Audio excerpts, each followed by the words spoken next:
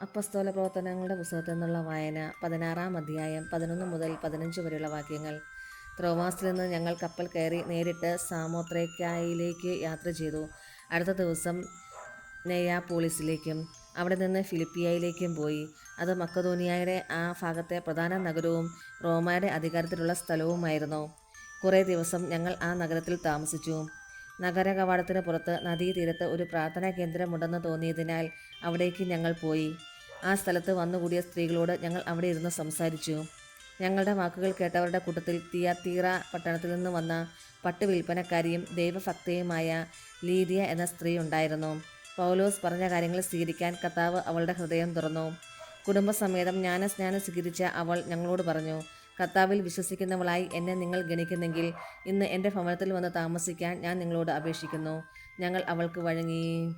നമ്മുടെ കർത്താവായ മിശിഹായ്ക്ക് സ്തുതി. വിശുദ്ധ യോഹന്നാൻ അറിയിച്ച സുവിശേഷം 15-ാം അധ്യായം 26 മുതൽ 16-ാം അധ്യായം 4 വരെയുള്ള വാക്യങ്ങൾ. ഞാൻ പിതാവിൻ്റെ അടുത്തുനിന്ന് അയക്കുന്ന സഹായകൻ, പിതാവിൽ നിന്ന് പുറപ്പെടുന്ന സത്യാത്മാവ് വരുമ്പോൾ അവൻ എന്നെക്കുറിച്ച് സാക്ഷ്യം നൽകും. ആരംഭം മുതൽ എന്നോട് കൂടെയുള്ളവരായതുകൊണ്ട് നിങ്ങളും സാക്ഷ്യം നൽകും. നിങ്ങൾക്ക് ഇടർച്ച ഉണ്ടാകാതിരിക്കേണ്ടതിനാണ് ഞാൻ ഇതെല്ലാം നിങ്ങളോട് പറഞ്ഞത്. അവർ നിങ്ങളെ സിനഗോഗുകളിൽ നിന്ന് പുറത്താക്കും. നിങ്ങളെ കൊല്ലുന്ന ഏവനും താൻ ദൈവത്തിന് ബലി അർപ്പിക്കുന്നു എന്ന് കരുതുന്ന സമയം വരുന്നു. അവർ പിതാവിനെയോ എന്നെയോ അറിഞ്ഞിട്ടില്ലാത്തതുകൊണ്ട് ഇത് ചെയ്യും. അവരുടെ സമയം വരുമ്പോൾ ഇത് ഞാൻ പറഞ്ഞിരുന്നു എന്ന് നിങ്ങൾ ഓർമ്മിക്കാൻ വേണ്ടി ഞാൻ ഇത് നിങ്ങളോട് പറഞ്ഞിരിക്കുന്നു.